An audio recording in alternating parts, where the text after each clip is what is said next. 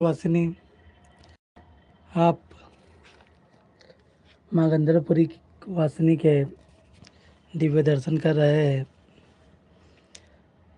माँ भगवती पीताम्बरा बगलामुखी देवी का आशीर्वाद आप सभी भक्तों पर सदैव बना रहे।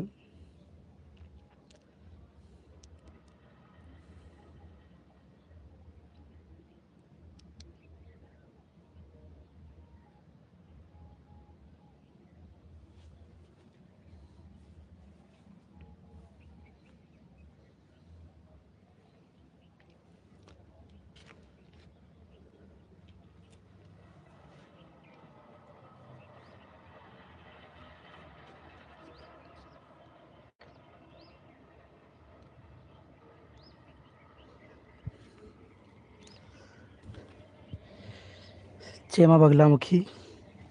भक्तजनों,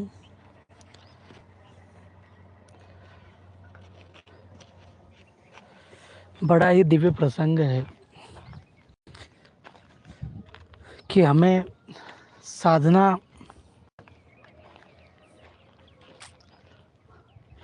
किस प्रकार से करनी चाहिए, कैसे हमको साधना करनी है।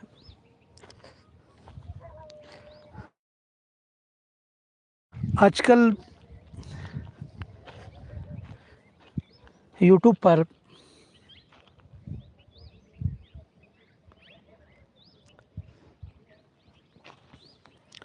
हमें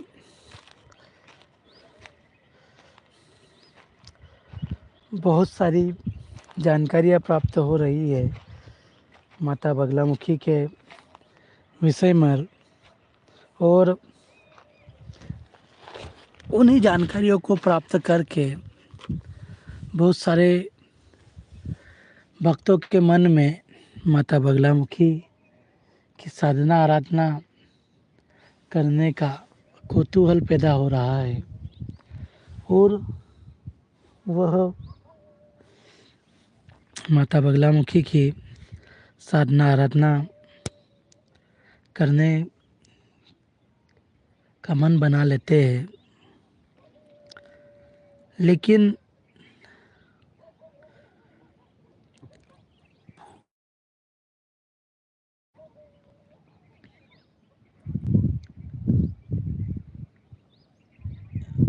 योग की गुरु नहीं होता है, वह भटकते रहते हैं। मैं आपको बताना चाहूँगा कि आज वर्तमान में माता बगलामुखी के नाम पर अनेक जगहों पर दीक्षा शिविरों का आयोजन किया जाता है, और उन दीक्षा शिविरों में माता बगलामुखी की दीक्षा प्रसाद जैसे बांटते हैं ना हम मंदिरों में, वैसे ही उन शिविरों में माता बगलामुखी की साधना प्रदान की जाती है। जब उन शिविरों से दीक्षित शिष्य हमारे संपर्क में आते हैं और वो अपनी पीड़ाओं का बखान हमारे सामने करते हैं, तो हमें बड़ा आश्चर्य होता है कि माँ के नाम पे भी धांधलेबाजी हो रही है, माँ के नाम का व्यापारीकरण कर दिया गया है।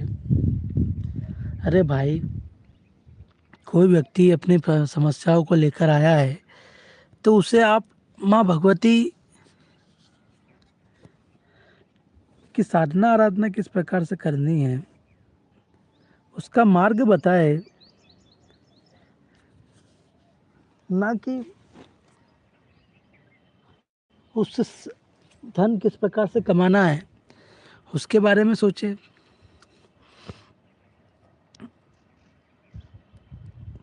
माँ साधक को सब कुछ प्रदान करती है, साधक को किसी से मांगने की जरूरत नहीं पड़ती है।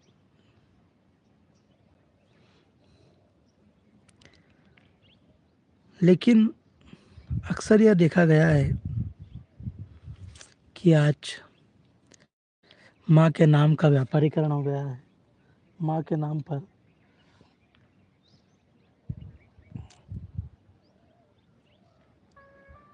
दीक्षा के नाम पर, माँ की साधना के नाम पर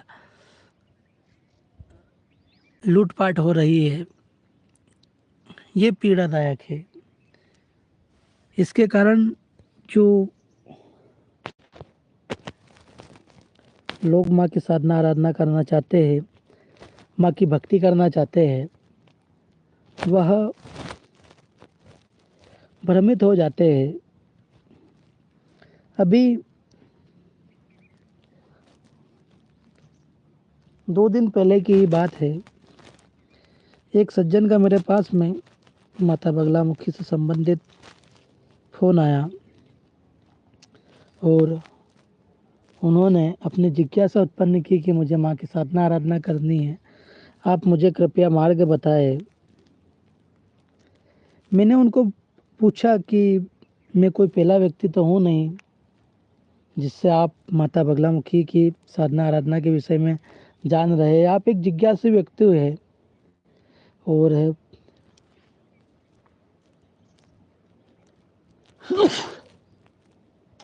जय मायकी, और माँ के प्रति जिज्ञासु व्यक्ति की ये प्रवृत्ति होती है कि जब तक उसके मन की बातें ना हो जाए, उसका मन अशांत रहता है। जिस प्रकार कस्तूरी मृग को पाने के लिए हिरण जगह जगह घूमता रहता है, उसी तरह माँ को पाने का मन बना चुका साधना की तरफ अपना पाँव बढ़ाता हुआ एक भक्त अपने मन की शंकाओं को दूर करने के लिए, माँ की शरण प्राप्ति करने के लिए, वह माँ के जहाँ पे भी ज्ञान प्राप्त होता है वहाँ माँ के श्री चरणों में वह फ़ोन के माध्यम से चर्चा करता है। तो उन्होंने मुझे बताया कि मैंने गुरुजी आपके पहले बहुत सारी जगहों पर भी फ़ोन किया और मैंने उनसे माँ की साधना आराधना के विषय में जानकारियाँ प्राप्त की, लेकिन जैसी जानकारी मुझे आपसे प्राप्त हुई है वैसी जानकारी मुझे कहीं भी प्राप्त नहीं हुई। तो मैंने उनको बताया कि मैं साधक पुत्र हूँ माँ का, और माँ भगवती की कृपा मुझ पर गुरु सानिध्य में हुई है, और जिस भक्त के ऊपर गुरु सानिध्य में कृपा होती है उसको किसी चीज़ की अभिलाषा नहीं होती है। उसका सिर्फ एक ही कार्य होता है कि वह भगवती की शरण में आए हुए हर व्यक्ति की सहायता करे। भक्तजनों, मुझे उन सज्जन ने बताया कि गुरुजी माता बगलामुखी की साधना आराधना का जब मैंने वहाँ पर संपर्क किया तो मुझे उन्होंने सर्वप्रथम माता बगलामुखी का हवन करने के लिए बोला कि अगर आप माँ की साधना आराधना करना चाहते हैं तो आपको माता बगलामुखी का हवन करवाना पड़ेगा, और उसका शुल्क उनको 21,000 रुपये बताया। अब मुझे समझ में नहीं आता है कि उस अबोध से भक्त को 21,000 रुपये किस चीज़ के लिए मांगे गए, मैं अभी तक समझ नहीं पाया हूँ कि ऐसा कौन सा माता बगलामुखी का अनुष्ठान कर रहे थे जब उनको पता ही नहीं है कि मैंने उनसे पूछा कि आपको उन्होंने कुछ और बताया है क्या? उन्होंने बोला कुछ भी नहीं बताया, मैंने सिर्फ उनसे साधना के विषय में ही बात की थी। तो उन्होंने मुझे हवन के बारे में बताया। भक्तजनों, माता बगलामुखी के हवन लाखों तक होते हैं, जैसे हमारा कार्य होते उस हिसाब से कार्य होता है, लेकिन जब आपने हमारे बारे में कुछ जाना ही नहीं, समझा ही नहीं है, तो आप इतने रुपये कैसे ले सकते हो? किस कार्य के लिए आप ले रहे हो, यही समझ से परे है। मैं आपको बताना चाहूँगा, माता बगलामुखी का हवन अगर सही दिशा में किया जाए तो पूर्ण लाभ की प्राप्ति होती है। लेकिन आज अधिकतर भक्तों को भ्रमित किया जा रहा है माता के हवन के नाम पर। माँ तंत्र की देवी है और माँ की साधना आराधना करने से हमें शीघ्र फल की प्राप्ति होती है। और अगर हम दीक्षित हो जाते हैं और योग्य साधक गुरु अगर हमारे जीवन में आ जाता है, तो हम हमारे जीवन में आने वाली सभी समस्याओं का निराकरण धीरे धीरे करने लग जाते हैं। देखो, क्या होता है कि अगर हमारे जीवन में कुछ समस्या है और उस समस्या का मूल कारण हमें पता नहीं है, तो हम कितने भी जब हवन अनुष्ठान करवा ले, हमें लाभ प्राप्त नहीं होगा। मैं अपनी बात पर अडिग हूँ। आप चाहे तो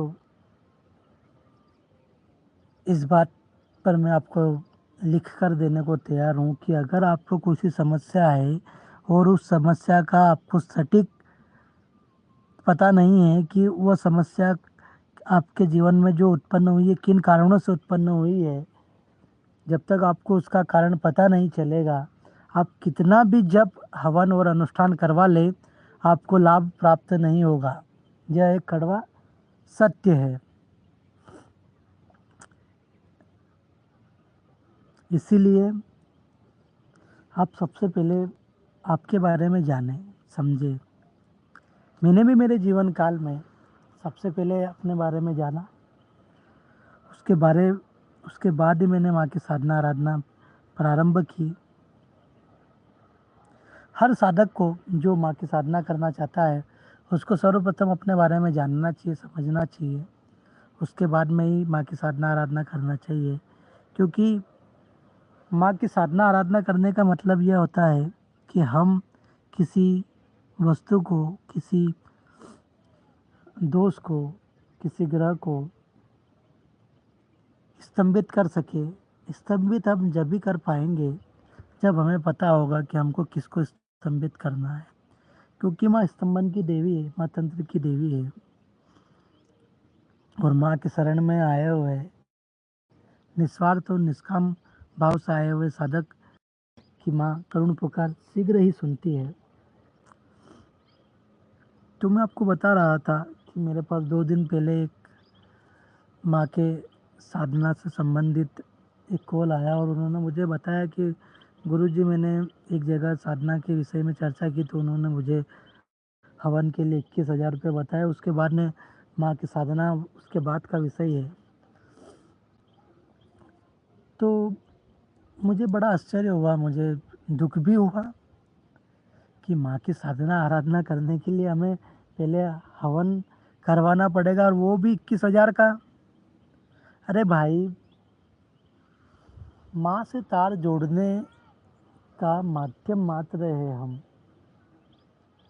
हम अगर माध्यम मात्र है तो माध्यम बने ना।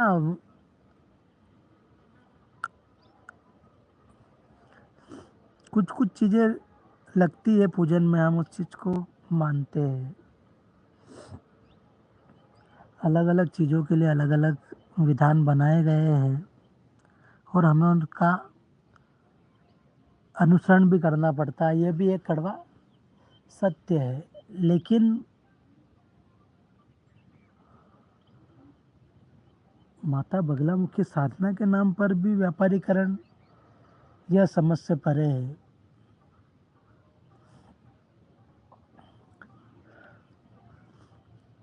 आज माता बगलामुखी के नाम पर जगह जगह दीक्षाएं प्रदान की जा रही है, लेकिन दीक्षा लेने के पश्चात आपको साधना किस प्रकार से करनी है, आपका बंधन किस प्रकार से करना है, आपका आसन बंधन किस प्रकार से करना है, आपको पवित्रीकरण किस प्रकार से करना है, आपको साधना काल में बैठने से पूर्व किन किन देवताओं का आह्वान करना है, किन किन देवताओं का आपका पूजन करना है, यह विधि आपको नहीं बताई जाती। वो लोग सिर्फ और सिर्फ आपको कान में मंत्र दे देते हैं माता रानी का, लेकिन माता रानी को अपने जीवन में आत्मसात किस प्रकार करना है, माँ की साधना आराधना किस प्रकार से करना है, यह दिव्य रहस्य आपको नहीं बताते हैं। और भक्त यहीं उलझ कर रह जाता है कि अब मैं क्या करूं। कहने को तो मैं दीक्षित हो चुका हूं, लेकिन माँ की साधना आराधना किस प्रकार से करनी है यह मुझे ज्ञात नहीं है। वो फिर धर्म संकट में पड़ जाता है। अब बोले भी तो बोले क्या, क्या बताए, क्योंकि जिनसे दीक्षा हुई है उनसे बाद में संपर्क नहीं हो पाता, वो फ़ोन नहीं उठाते हैं, वो शिविरों में मस्त होते हैं वो, क्योंकि उनका कर्म लोगों को दीक्षा देने का है, लोगों को मार्गदर्शन देने का नहीं है। ऐसा होता है ना, जैसे हम परीक्षा देने जाते हैं तो परीक्षा में का जो इंचार्ज होता है वो परीक्षा लेता है, वो हमें कुछ बताता नहीं है, क्योंकि बताने वाला गुरु अलग होता है, मार्गदर्शन देने वाला गुरु अलग होता है।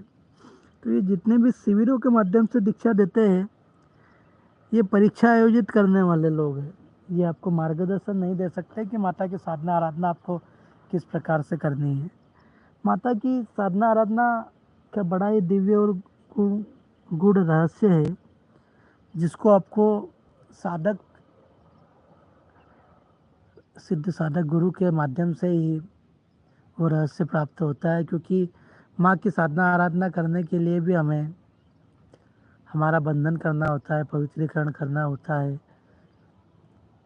उसके बाद में सदगुरु देव जी का ध्यान किया जाता है, उनका पूजन किया जाता है, उनसे अनुमति मांगी जाती है कि जो भी हम कार्य कर रहे हैं उसमें हमें सफलता प्राप्त करें, ऐसी आशीर्वाद प्रदान करें सदगुरुदेव। उसके बाद में माता बगलामुखी के हरिद्रा गणेश जी का आह्वान किया जाता है, उनका पूजन किया जाता है, उनको स्थान प्रदान किया जाता है। हरिद्रा गणपति के पश्चात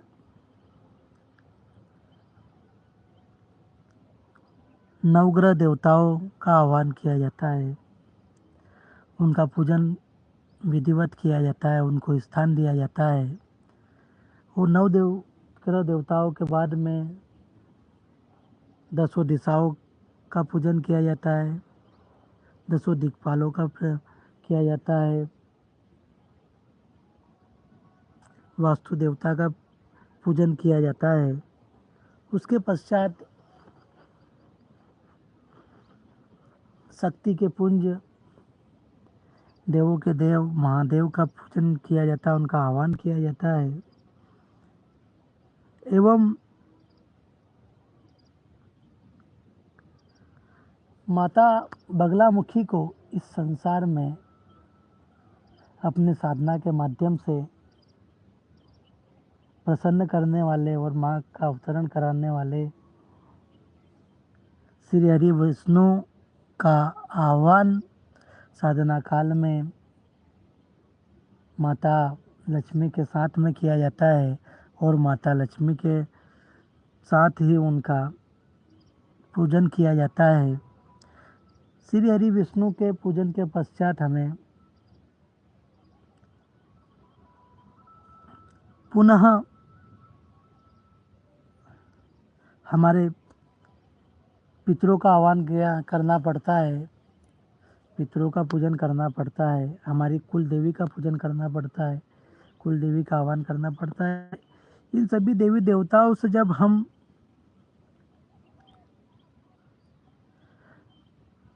पूजन अर्चन कर लेते हैं इनका, उसके पश्चात हम बाबा बटुक भैरव जो माँ के सबसे शक्तिशाली पुत्र है और माँ के सदैव अंगरक्षक के समान कार्य करते हैं। माता बगलामुखी की साधना में सबसे प्रमुख अंग अगर कोई है तो वो बाबा बटुक भैरव ही है। वही हमारे साधना को पूर्णता की ओर ले जाने में अहम भूमिका निभाते हैं। हमें बाबा बटुक भैरव का भी आह्वान करना है, उनका पूजन करना है, उनके मंत्र का उच्चारण करना है। जिस प्रकार हम आसन बंधन करते हैं, हमारा बंधन करते हैं बाबा बटुक भैरव के मंत्र से, उसी प्रकार हमें बाबा का भी पुनः आह्वान करना है और बाबा से हाथ जोड़कर उनके श्री चरणों में हमको अर्जी लगाना है कि हे बाबा, मैं यह अमुक कार्य के लिए साधना कर रहा हूँ, आप मेरी साधना सफलता को प्राप्त हो, इसका आशीर्वाद प्रदान करें।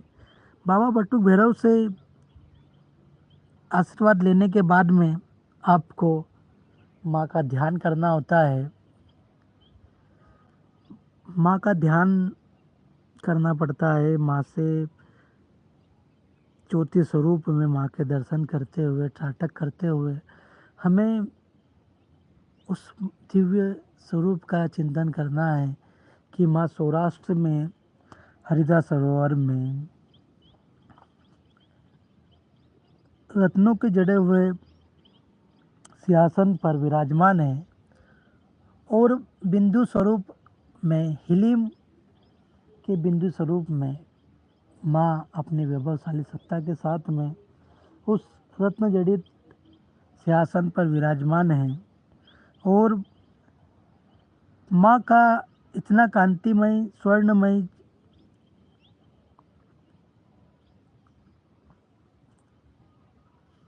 स्वरूप हमें दिख रहा है कि एक हाथ में माँ शत्रु की जीवा पकड़े हुए है और दूसरे हाथ से मुकदर से माँ को हम शत्रु पर प्रहार करते हुए देख रहे हैं।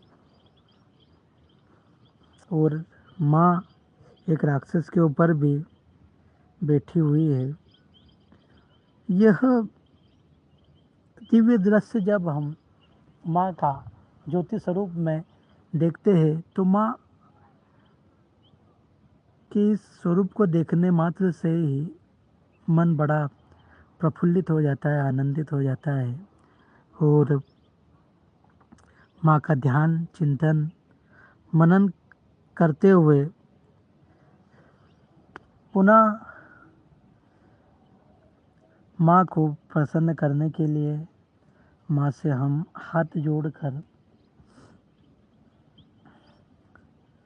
प्रार्थना करते हैं। हमारा जो भी संकल्प रहा हो उस संकल्प को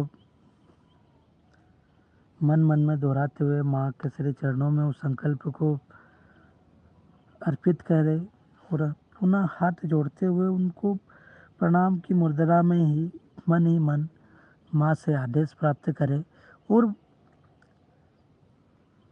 माँ से अपनी साधना की सफलता प्राप्ति हेतु, उनके आशीर्वाद प्राप्ति हेतु प्रार्थना करें एवं माँ का जप प्रारंभ करें।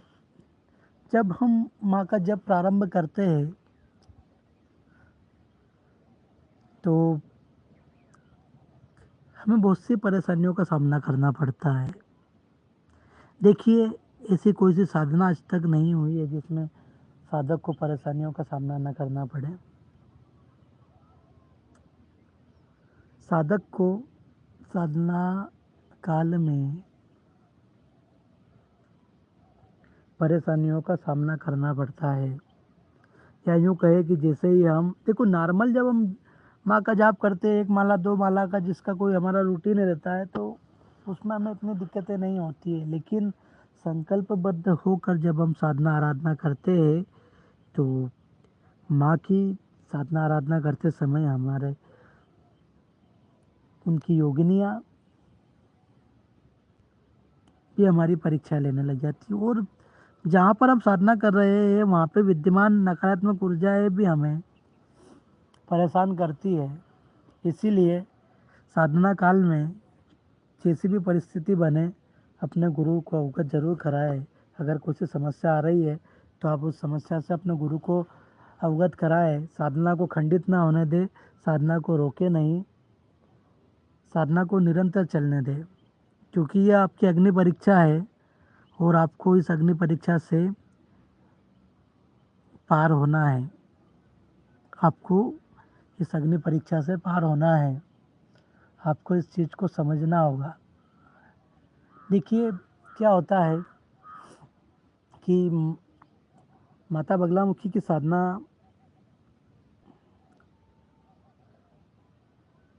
कोई बच्चों का खेल नहीं है। जो आज लोग प्रस्तुत कर रहे हैं वैसा बिल्कुल भी नहीं है। माता बगलामुखी की साधना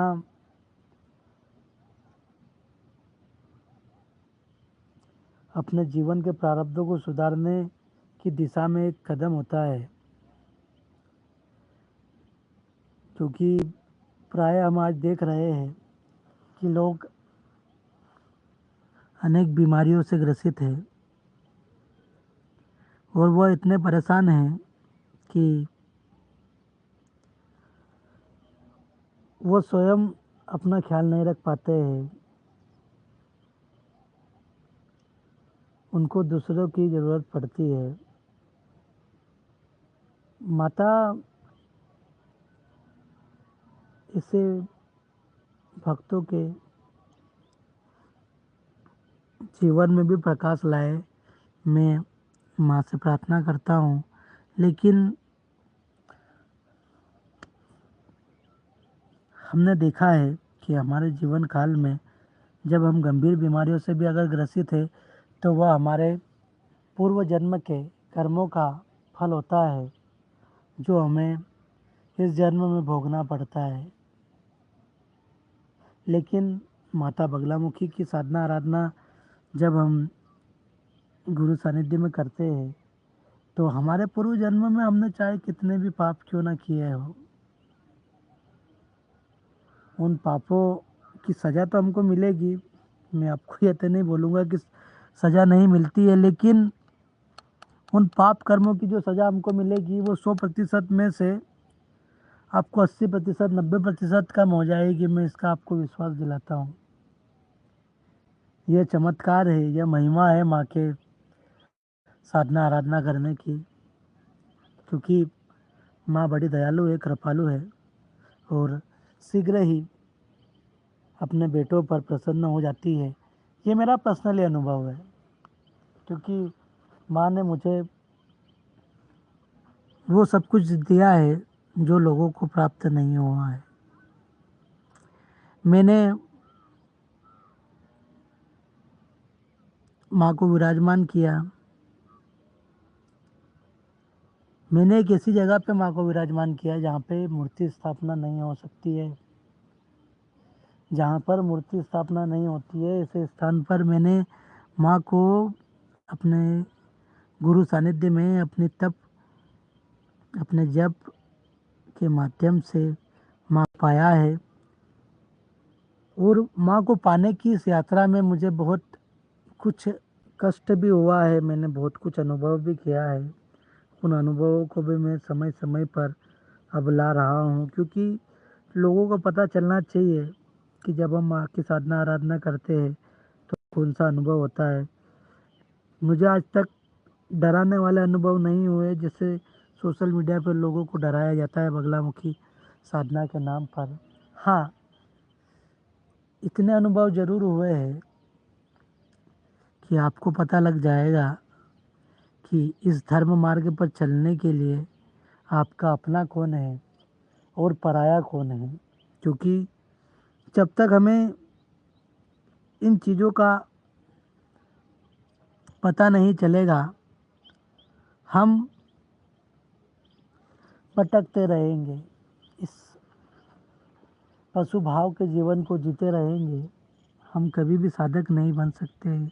लेकिन अगर हमारे जीवन में योग्य गुरु रहेगा तो हम हमारे पशु भाव को छोड़कर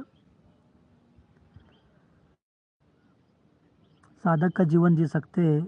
माँ की साधना आराधना कर कर हम माँ के दिव्य रहस्य को जान सकते हैं, माँ का आशीर्वाद प्राप्त कर सकते हैं। क्योंकि माँ बड़ी दयालु है, कृपालु है। वह अपने शरण में आए हुए भक्त की शीघ्र ही सुनती है। यह माँ का ही चमत्कार है कि माँ अपने शरण में आए हुए पुत्र का कल्याण शीघ्र ही करती है। लेकिन आजकल यह देखा गया है कि लोग माँ बगलामुखी की साधना आराधना अपनी क्षणिक वास जिसका कोई मूल्य ही नहीं है, जिसका कोई औचित्य नहीं है, ऐसी कामनाओं के लिए करते हैं।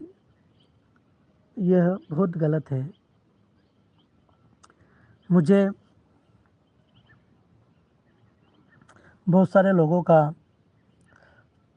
फ़ोन आता है, वो मुझसे पूछते हैं कि गुरुजी हम कितनी माला करेंगे तो हमारा कार्य सिद्ध हो जाएगा, हम कितनी माला जाप करेंगे तो माता रानी हम पे प्रसन्न हो जाएगी और हमारा ये काम कर देगी। तो मैं उनको बताता हूँ कि माता रानी कोई व्यापारी नहीं है और हम कोई खरीदार नहीं है कि माँ से हम सौदेबाजी करें।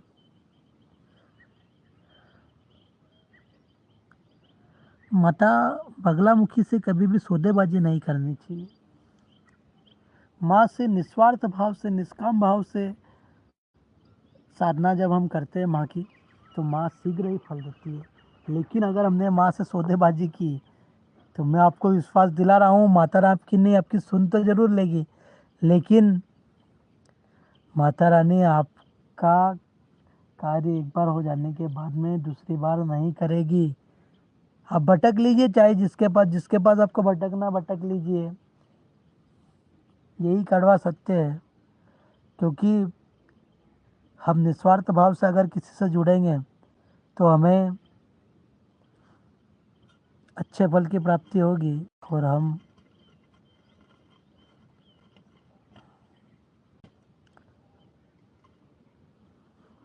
भगवती को शीघ्र प्राप्त कर लेंगे। लेकिन अगर हमारे जीवन में सौदेबाजी का दौर आ गया कि माता रानी मैं तो आपकी साधना कर रहा हूँ, आप मुझे ये चीज़ दे दो, वो चीज़ दे दो, माँ से मांगना गलत है।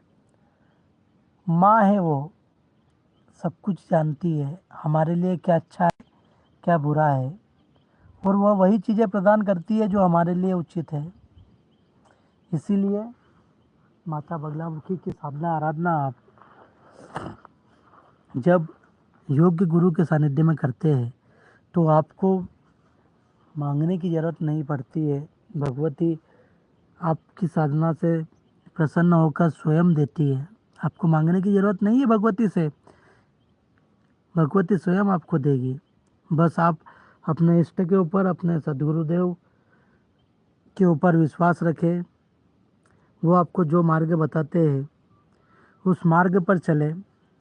बहुत बार भक्तों का हमें फ़ोन आता है कि आप हमें भगवती से जुड़ने का मार्ग बताएं। तो जब हम उन्हें भगवती के सतनाम पाठ करने का विधान बताते हैं, क्योंकि देखो हर चीज़ का एक विधान होता है और उसको उसी के अनुरूप किया जाए तो सफलता प्रदान की जाती है। वरना आप किताबों से भी पढ़कर भी बगलामुखी का सतनाम कर सकते हैं, लेकिन उसका आपको लाभ प्राप्त होगा या नहीं होगा वो मैं नहीं बता सकता हूँ। लेकिन अगर उसी सतनाम पाठ को आप विधि विधान के साथ में करते हैं तो आपको माँ अपना एहसास भी कराती है, आपको अनुभव भी कराती है और माँ से किस प्रकार से आपको आगे जुड़ना है उसका सटीक मार्गदर्शन भी माँ करती है। माँ की महिमा को वही व्यक्ति जान पाया है जो माँ की साधना आराधना को निरंतर कर रहा है, माँ का सुमिरन दिन रात कर रहा है। माँ की साधना आराधना को जिसने अपने जीवन का लक्ष्य बना लिया है वही माँ की महिमाओं का बखान बखूबी कर सकता है। जब मैं भक्तों को सतनाम का विधान बताता हूँ तो उनका पहला सवाल यही होता है कि क्या 11,000 जाप करने से माँ हमारी पुकार सुन लेगी, ये सतनाम काम करेगा कि नहीं करेगा। अरे भाई, अगर कोई किसी चीज़ को बता रहा है तो आप में उसके प्रति श्रद्धा होनी चाहिए। जब आप श्रद्धा लेकर के किसी चीज़ को करेंगे तो आपका कार्य यूं भी सफल होगा। लेकिन बताने के साथ ही अगर आप उस पर प्रश्नवाचक चिन्ह लगा देते हैं तो आपका वो कार्य पूर्ण नहीं होगा, आप चाहे कुछ भी कर लीजिए। क्योंकि भक्ति सिर्फ और सिर्फ विश्वास का नाम है। अगर हमें किसी पे श्रद्धा और विश्वास है तो हमारे कार्य को होने से कोई भी नहीं रोक सकता है, यह भी एक अटल सत्य है। लेकिन अगर हम जो कार्य कर रहे हैं उस पर विश्वास ही नहीं है तो हमें सफलता मिलने में भी दिक्कत आएगी। वो दिक्कत इस प्रकार आएगी कि हमारा कार्य ही सफल नहीं होगा, ये भी एक कड़वा सत्य है। इसीलिए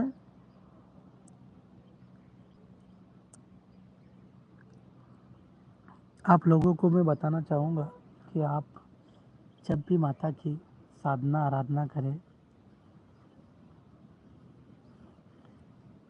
योग्य गुरु के सानिध्य में ही करें, ताकि साधना के समय पे अगर आपको कुछ समस्याओं का सामना भी करना पड़े तो आप गुरु को अवगत करा पाएँ और गुरुदेव आपके जीवन में जो भी समस्याएं आ रही है उसका समाधान आपको कर पाएँ। क्योंकि साधनाएं करते हुए व्यक्ति के जीवन में समस्याएं आएगी, यह भी एक परम सत्य है। इसीलिए आप माँ की साधना आराधना जब करते हैं तो आपको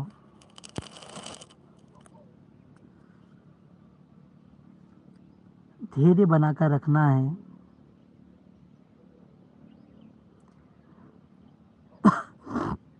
क्योंकि माँ की साधना आराधना जितने संयम से हम करेंगे उतना ही हमें लाभ प्राप्त होगा।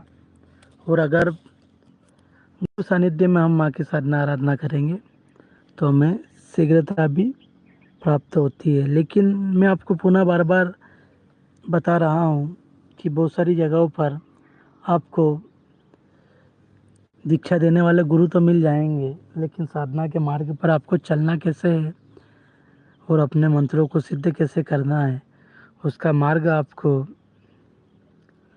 योग्य गुरु ही बता पाएगा, जिसने साधनाओं के माध्यम से माँ को पाया है, माँ का साक्षात्कार किया है।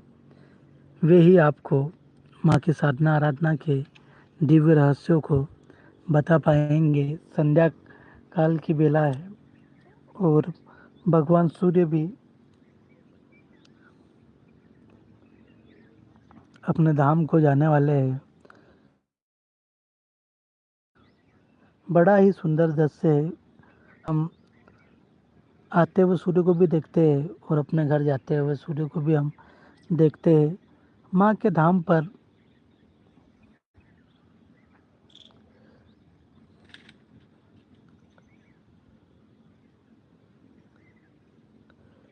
माँ अपनी वैभवशाली सत्ता के साथ में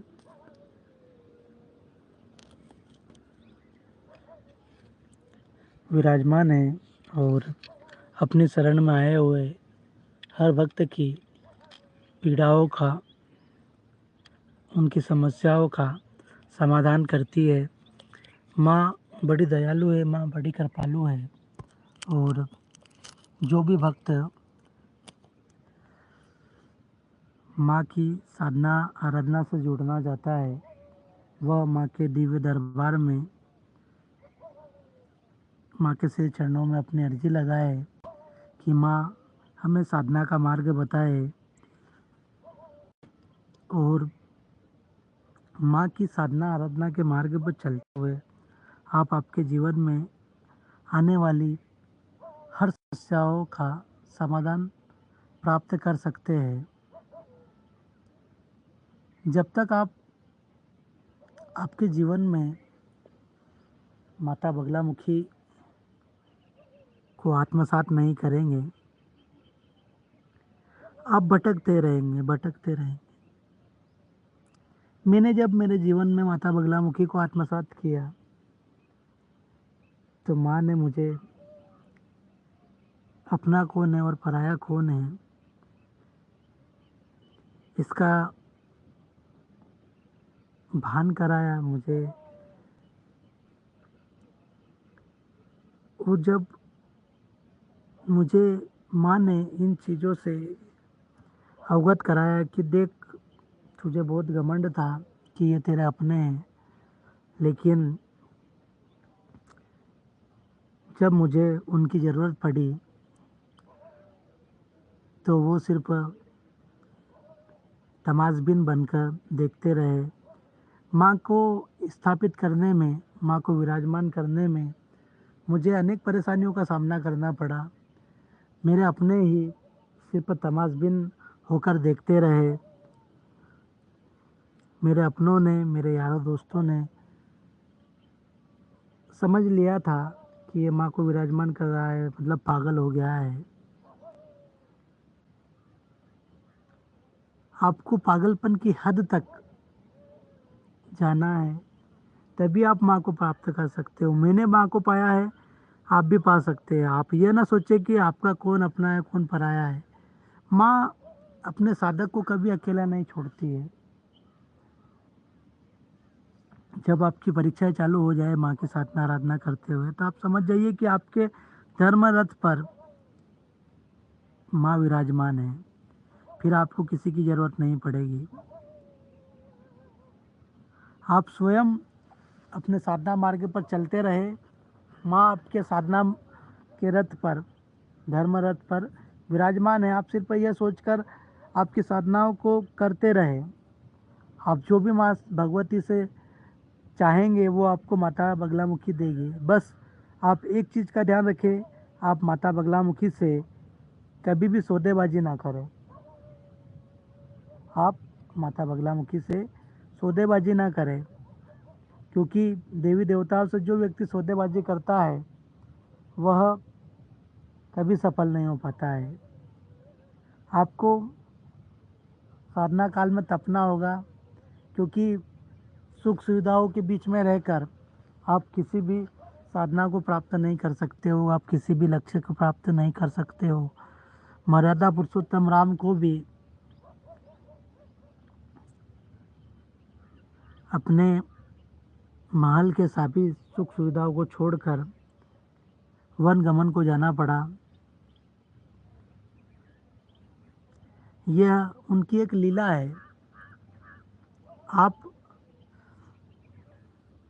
जब रामायण का अच्छे से अध्ययन करेंगे तो आप जानेंगे कि राम तत्व क्या है। राम तत्व को समझने के लिए हमें योग्य गुरु की जरूरत पड़ती है, वरना आप रामायण देख लीजिए, आपको सिर्फ यही लगेगा राम जी अयोध्या से गए, वनवास लिया और सीता हरण हुआ, रावण को मार दिया।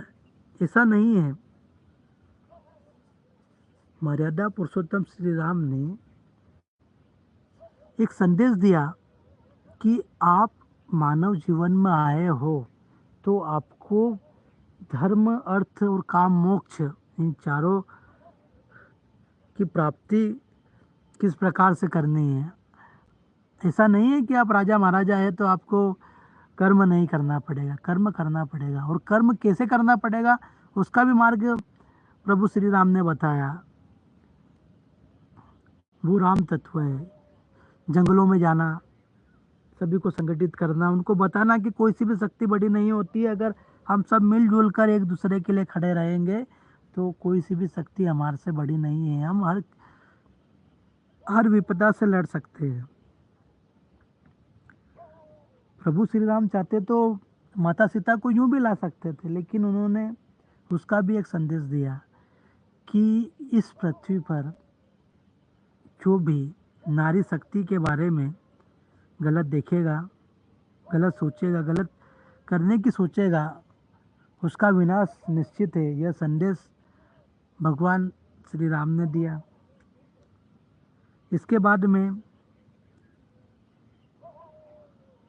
भगवान श्री कृष्ण ने अपने परायों का भेद, कौन अपना है कौन पराया है, इसके बारे में बहुत सुंदर तरीके से महाभारत में वर्णन किया है।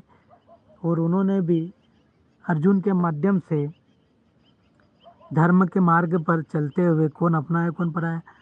आप एक चीज को नोट कीजिए, अर्जुन भी विचलित हो गया था, अस्त्र शस्त्र सब डाल दिए थे कि मैं, ये मेरे अपने हैं, मैं कैसे लड़ूंगा। लेकिन ध्यान रखें, अर्जुन के जीवन में भी योग्य गुरु थे, और योग्य गुरु के सानिध्य में रहकर ही अर्जुन ने अपनी साधनाओं को, अपनी शिक्षाओं को पूर्ण किया। आज जो हम बगलामुखी माता के मंदिर जगह जगह देखते हैं, ये माता बगलामुखी पांडवों की कुल देवी है। और भगवान श्री कृष्ण के सानिध्य में उन्होंने माता बगलामुखी की साधना आराधना की। और वसुदेव कुटुंब का मूल मंत्र देने वाले भगवान कृष्ण ने भी माता बगलामुखी की साधना आराधना की थी। और उसी साधना का दिव्य रहस्य उन्होंने अर्जुन को भी दिया था। और उसी दिव्य रहस्य को जानकर अर्जुन एवं अन्य पांडवों ने माता बगलामुखी की साधना आराधना की, माँ को जगह जगह पूजा, और अपने लक्ष्य की प्राप्ति एवं विजय प्राप्ति के लिए वे उनका आह्वान करते, उनको पूजते एवं संकल्पबद्ध तरीके से माँ की साधना आराधना पूर्ण उन्होंने की और अपने जीवन के लक्ष्य को उन्होंने प्राप्त किया। माँ की महिमा बड़ी अपरंपार है। जितनी माँ का बखान किया जाए उतना कम है। माँ बड़ी दयालु है, कृपालु है, और माँ अपने भक्तों पर सदैव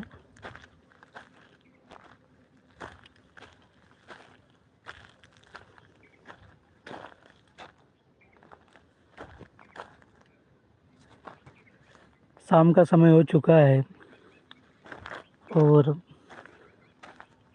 माता बगलामुखी के मंदिर के आसपास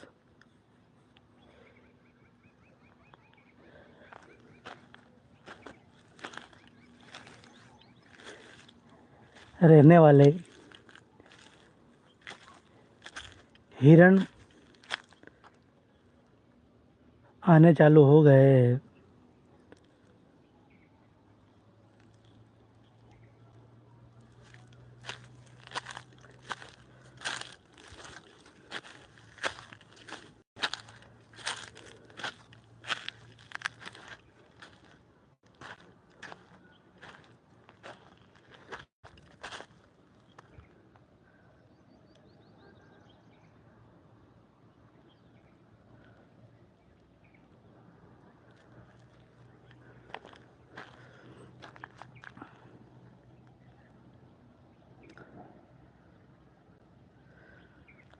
माता बगलामुखी पांडवों की कुल देवी थी और उन्होंने भारतवर्ष में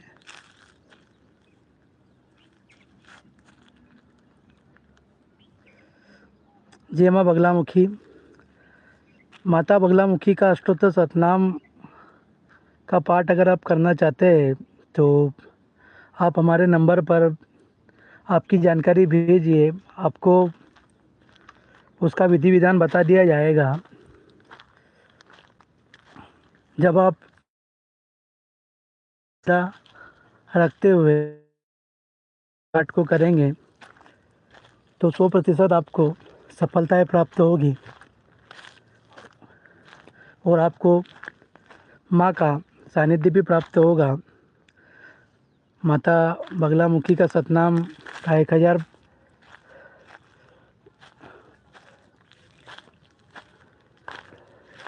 11,000 जितना भी आप करना चाहे आप उतना कर सकते हैं। इसके लिए आप पहले आपकी जानकारी भेजिए, हम आपको माता रानी का सतनाम किस प्रकार से करना है उसके बारे में जानकारी प्रदान करेंगे। और जो भी भक्त माता बगलामुखी का सतनाम करना चाहता है, माँ से जुड़ना चाहता है, अपने भक्ति भाव के माध्यम से माँ को खुश करना चाहता है, वह माँ के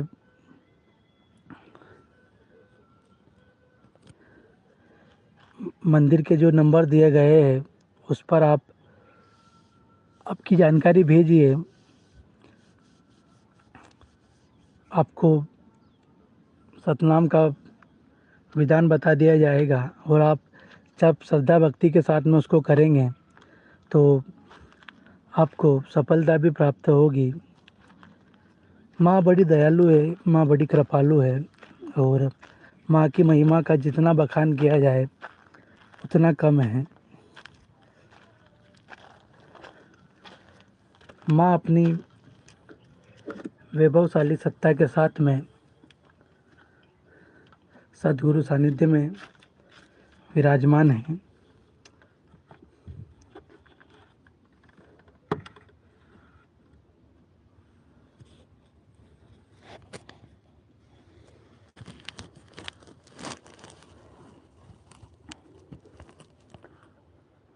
ओम लीं बगलामुखी सर्वदुष्टानां वाचं मुखं पदं स्तंभै जिह्वां लीमो स्वाहा। ओम लीं बगलामुखी सर्वदुष्टानां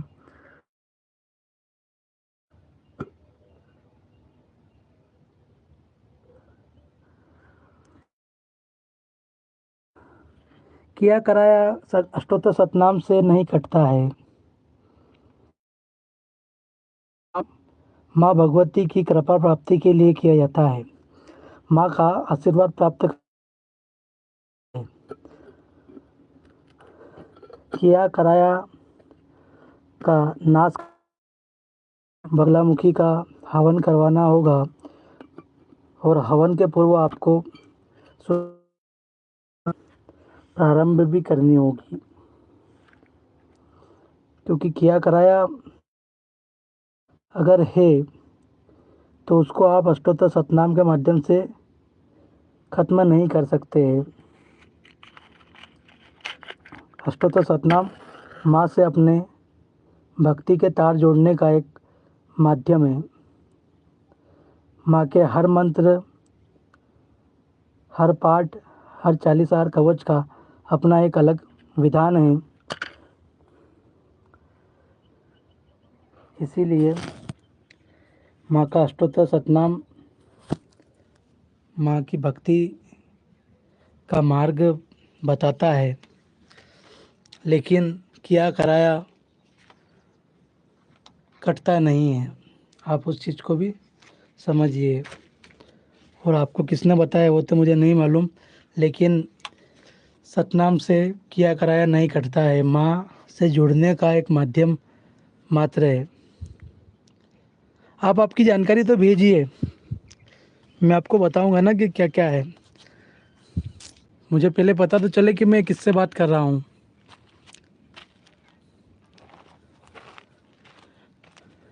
अलग अलग कार्यों के लिए अलग अलग हवन होते हैं माता रानी के,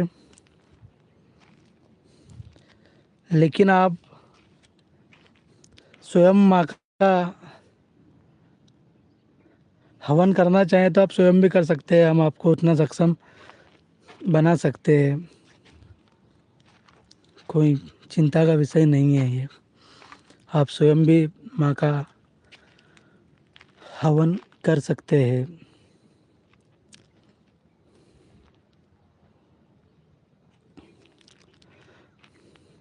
माँ का हवन हमारे यहाँ पर स्टार्टिंग होता है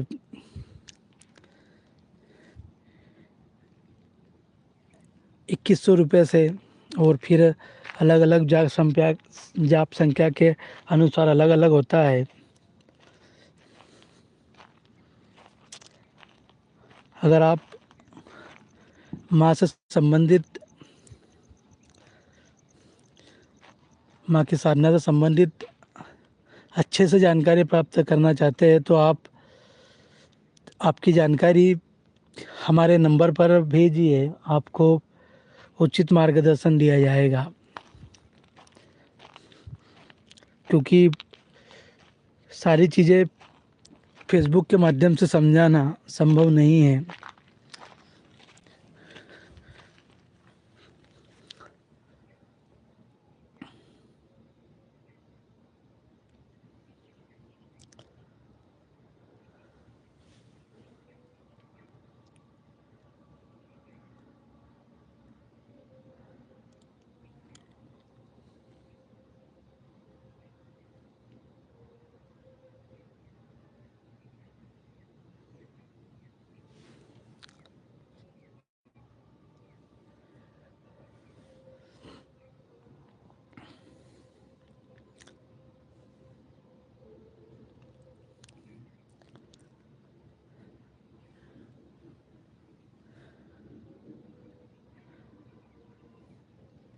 माँ बड़ी दयालु है, माँ बड़ी कृपालु है। आप जो ये माँ के सामने सोलर लाइट देख रहे हैं, ये भी एक भक्त के माध्यम से ही प्राप्त हुआ है। माँ कहाँ से किस माध्यम से क्या प्रदान करवा दे, यह माँ ही जानती है। क्योंकि बहुत समय से माँ के मंदिर में प्रकाश व्यवस्था करने के लिए मैं चिंतित था, और मैंने माँ के सामने मेरी बात रखी, मेरी पीड़ा को बताया कि माँ हमें सौर ऊर्जा चाहिए। और माँ के एक पुत्र ने गुप्त दान देते हुए सौर ऊर्जा प्रदान की। होते हैं कुछ ऐसे माँ के बेटे जो अपने नाम को बताना नहीं चाहते, और उन्होंने बताया कि मैं और भी आपको लगेगा तो माता रानी जैसे ही मेरे पास व्यवस्था करेगी, मैं माँ के दरबार में सौर ऊर्जा प्रदान करूँगा। अगर मैं माता रानी से प्रार्थना करूँगा कि जिस तरह से भक्त ने आपके श्री चरणों में इस सौर ऊर्जा प्रकाश का उजाला किया है, आप भी उसके जीवन में सकारात्मक प्रकाश प्रदान करें माँ। उसके जीवन में जो अंधकार हो रहा है उसको प्रकाशमान करें माँ। माँ आप बड़ी दयालु है, कृपालु है, और अपने बेटों को कभी कष्ट में नहीं देखती है। इसीलिए आप माता बगलामुखी देवी से जो भी मांगते हैं, माँ आपको प्रसन्नचित्त होकर प्रदान करती है। इसीलिए जब भी आप मांगे, माँ से निस्वार्थ भाव से मांगे, माँ आपको प्रदान करेगी। आपको संकोच करने की ज़रूरत नहीं है। माँ बड़ी दयालु है, कृपालु है। अपने बेटों की करुण पुकार को शीघ्र सुनती है माँ। इसीलिए जो भी आपकी मांग है आप माँ को बताएं, माँ आपकी सभी मनोकामनाओं को पूर्ण करे। जो भी भक्त माँ के दर्शन कर रहा है उनकी सभी इच्छाएं पूर्ण हो। जय माँ बगलामुखी, जय श्री महाकाल।